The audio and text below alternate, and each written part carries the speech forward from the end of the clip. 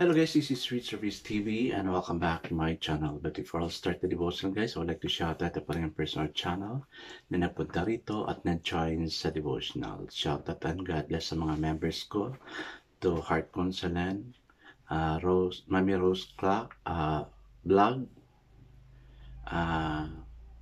Yang TV, Pimbert Tolpo, Connie Vlog. Shoutout na rin sa mga estudyante at mga friends na pumupunta rito.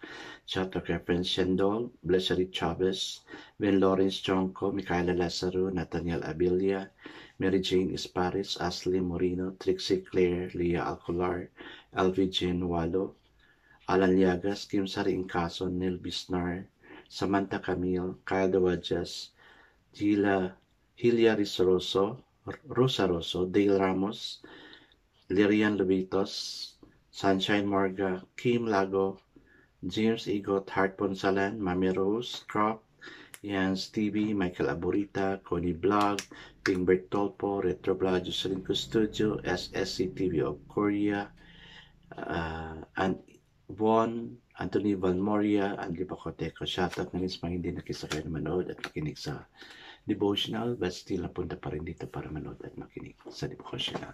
God bless us all, guys.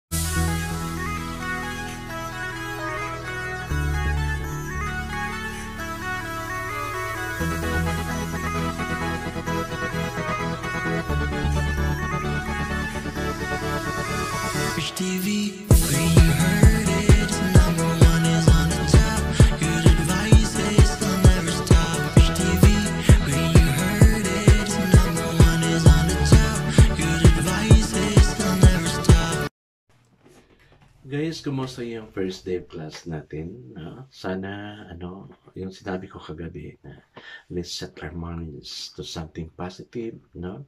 It's just the start of the school year and hoping and praying na maganda yung start natin and we'll also end it right, no? Kasi the Bible says it's not how we start but how we finish. And we have made a lot of decisions, no? While we are in this process, maski mga parents doing a lot of decisions. Kaya our devotional for today is about decision. Ang dami kaya nating mga decision na ginagawa. No? Sana i-bless ni Lord yung mga decision natin. I guess it's time for our devotional. Let's open our Bible to Genesis chapter 13. No? The whole chapter from verses 1 to verses 18. This is about Abraham and Lot separated. Still guys, I'm using the devotional study Bible because the word used is so simplified na maintindihan talaga natin. Okay, the word of the Lord in Genesis 13 verse 1 to 18 says, So Abram went up from Egypt to the Negev with his wife and everything he had, and Lot went with him. Abram had become very wealthy in livestock and in silver and gold. From the Negev he went from place to place until he came to Bethel, to the place between Bethel El and Ai, where his tent had been earlier, and where he had first built an altar. There Abram called on the name of the Lord. Now Lot, who was moving about with Abraham, also had flocks and herds and tents, but the land could not support them while they stayed together, so their position was so great that they were not able to stay together. And quarrelsome arose between Abram's herdsmen and the herdsmen of Lot. The Canaanites and Perizzites were also living in the land at that time. Abram said to Lot, There's not have enough quarreling between you and me, or between your herdsmen and mine, for we are brothers. Is not the whole land before you? Let's part company. If you go to the left, I will go to the right. If you go to the right, I will go to the left. Do not look up and saw that the whole plain of the Jordan was well watered, like the garden of the Lord, like the land of Egypt, towards Zoar. This was before the Lord destroyed Sodom and Gomorrah. So Lot chose for himself the whole plain of the Jordan and set out towards the east. The two men parted company. Abraham lived in the land of Canaan, while Lot lived among the cities of the plain and pitched his tent near Sodom. Now the men of Sodom were wicked and were sinning greatly against the Lord. The Lord said to Abram, after Lot had parted from him, "Let your eyes from where you are and look north and south, east and west. All the land that you see I will give to you and your offspring forever. I will make your offspring like dust of the earth, so that if anyone could count the dust, then your offspring could be counted. Go, walk through the land and bread of the land, for I am giving it to you." So Abram moved his tent and went to live near the great trees of Mamre and Hebron, where he built an altar to the Lord. Amen and amen. I guess let's not pray.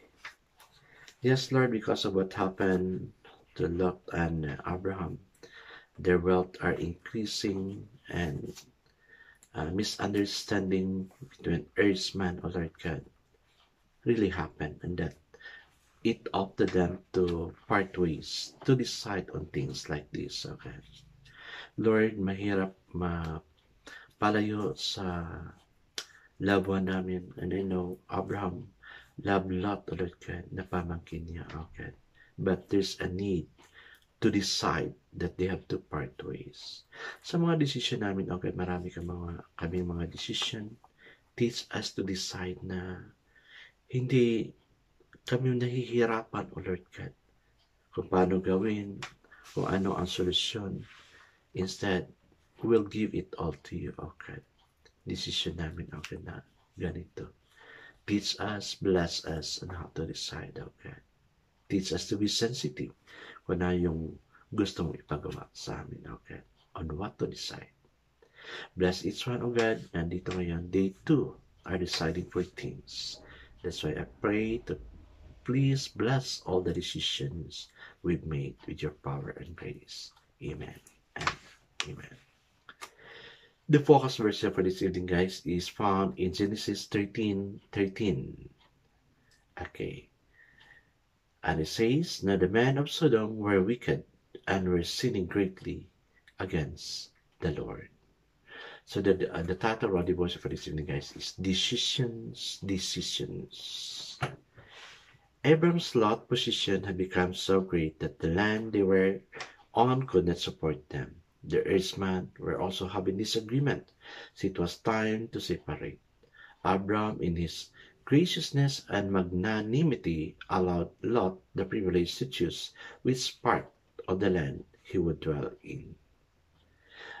Lot, being younger and aware that it was his uncle who was the recipient of God's call, should have refused Abram's offer, but he did not. He chose the well-watered Jordan Valley, which was beautiful with lush vegetation.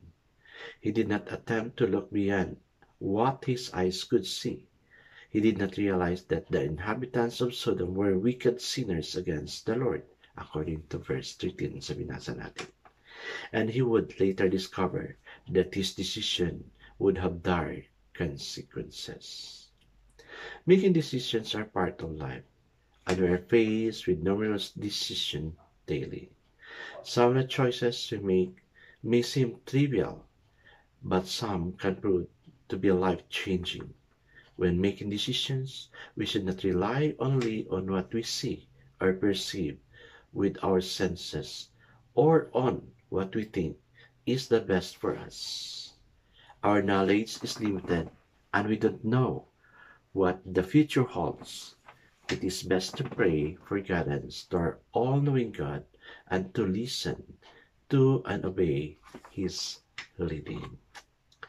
Are you facing an important decision right now? Yes, I am facing. That's why I'll keep on praying, no? Taga ko ng gusto to, na decide na talaga ako, but still I'm waiting for God's answer. Na i-lead niya ako sa right decision. Decision ko is, Lord, kasi I'm planning to buy a car, no? Sabi ko, Lord, lead me to buy a car na hindi masyadong magastos sa maintenance, na makaya ko yung monthly, sasabihin ko na to sa inyo, no? Na hindi ako mahirapan financially after having this, na I will enjoy this possession, no? It will not lead me to something bad consequences. Yun yung decision ko, guys, kaya I'm really praying it for God. Second question, take some time to pray and ask God for wisdom. Yes, I'm doing it. And I'm really asking God na, Lord, lead me. Tagal ko na pinipray ito. Kasi desire ko talaga na, of course, I have to treat myself also with this thing na may enjoy ko rin, no? Hindi ako mainitan, hindi ako mabasa kasi I travel every day. Kaya I opted to have this kind of decision na i-enjoy ko naman together with my family, my friends, those people around me na close sa akin, of course, above all, kung maaari, for the ministry also. So guys, tandaan natin, when we decide, let's refer it to God. Hindi yung decision na decide ka agad, go ka agad. No? Okay, so yun yung decision na like Abraham's decision. It will not lead us to something bad, but instead, we will all be blessed. I guess let's not pray. Our Heavenly Father, give us wisdom and understanding so that we may always make the right decision. Amen and amen. Guys, let's always ask God to lead us into a right decision.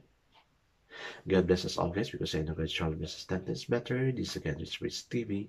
Kita-kita tayo muli at hanggang sa muli. Paalam!